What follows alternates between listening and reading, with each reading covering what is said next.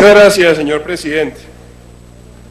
Con el respeto que me merecen los conciliadores, yo quiero decir que el texto que se ha presentado el día de hoy consiste en un agravio a los mecanismos de participación ciudadana en Colombia.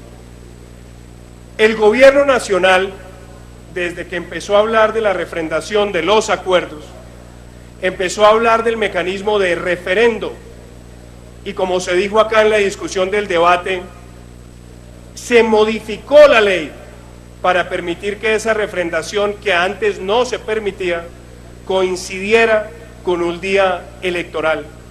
Sobre esa base, el gobierno nacional durante varios años habló de ese mecanismo de refrendación.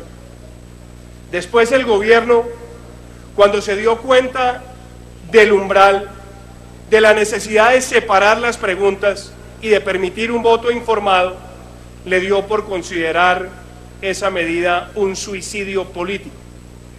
Y como no podía, porque los tiempos no le daban, modificar la Constitución para cambiar esas normas del referendo, optó por un plebiscito.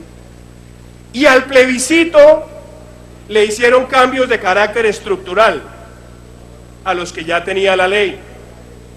Bajar el umbral del 50% del censo electoral de participación al 13%, introducir un artículo que le da vinculación jurídica permanente a lo que se apruebe en el plebiscito, que antes estaba separado de lo que era un hecho político y no un hecho jurídico. Aquí se reviste de juridicidad plena el plebiscito, y por esa vía se va a facultar también al Ejecutivo de instrumentos para desarrollar decretos con fuerza de ley para implementar en toda suerte de amalgamas interpretativas de temas los desarrollos de esos acuerdos.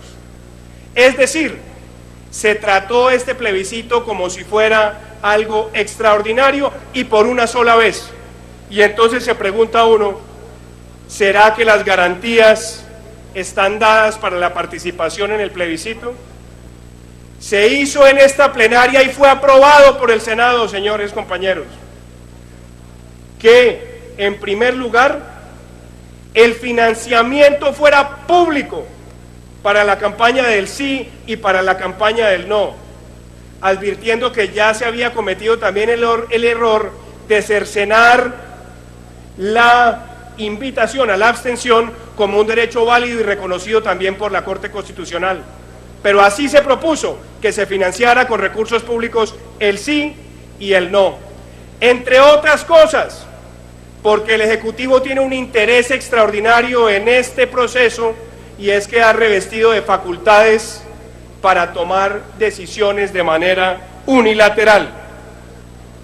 Pues resulta que lo que aprobó el Senado, que era tener ese financiamiento público en la Cámara, con la mano invisible del gobierno, fue prácticamente borrado de manera abrupta. Y fue borrado sobre la base de invocar que los mecanismos de participación ciudadana deben financiarse con recursos privados. Es decir, para eso sí no era extraordinario el plebiscito. Era extraordinario para volverlo vinculante, era extraordinario para cambiar el umbral, pero no era extraordinario para darle garantías a los que tuvieran posiciones antagonistas a las del gobierno. Y con eso se le está dando un golpe letal a la participación de las ideas antagónicas a las que tiene el gobierno. Y ahora le van a hacer creer al país que una campaña por el sí, financiada por recursos privados, donde un gerente va a pedir recursos a nombre del presidente de la República, va a tener legitimidad, y que quienes tienen una visión antagónica son ya caricaturizados como los promotores de la campaña de la guerra. Pero el tema de las garantías no termina ahí. Este Senado también votó en el artículo 5, y usted lo sabe bien, doctor Benedetti, porque usted y el doctor Horacio Serpa fueron los únicos conciliadores que dejaron consignada su opinión respaldando lo que se aprobó en la plenaria del Senado, para que la publicidad estatal se restringiera durante el tiempo que duraran las campañas. ¿Por qué razón? Porque este gobierno entre el año 2012 y el 2014 se gastó más de 2.4 billones de pesos en publicidad y eventos. ¿Por qué razón? Porque cuando el presidente en ejercicio estaba aspirando a la reelección, se utilizaba publicidad estatal de otras agencias con eslóganes similares para multiplicar el mensaje comunicacional del gobierno. Y aquí también, en la conciliación, se cercenó esa posibilidad de restringir ese derroche de recursos publicitarios que ha caracterizado a este gobierno.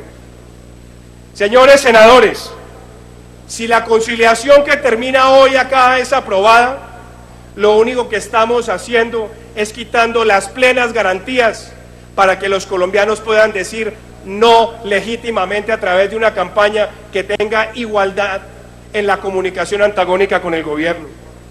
Y para aquellos que quieren la paz, que queremos la paz, pero que pedimos que la paz tenga un mínimo de condiciones carcelarias para quienes han cometido delitos de lesa humanidad, para quienes queremos la paz, pero pedimos que las armas sean entregadas de manera verificada a terceros estados creíbles y no a UNASUR, para quienes queremos la paz y queremos limitar la participación en política de los criminales atroces, para quienes queremos la paz y queremos que haya una reparación eficaz y que sea además con los recursos amasados de actividad ilegal de las FARC.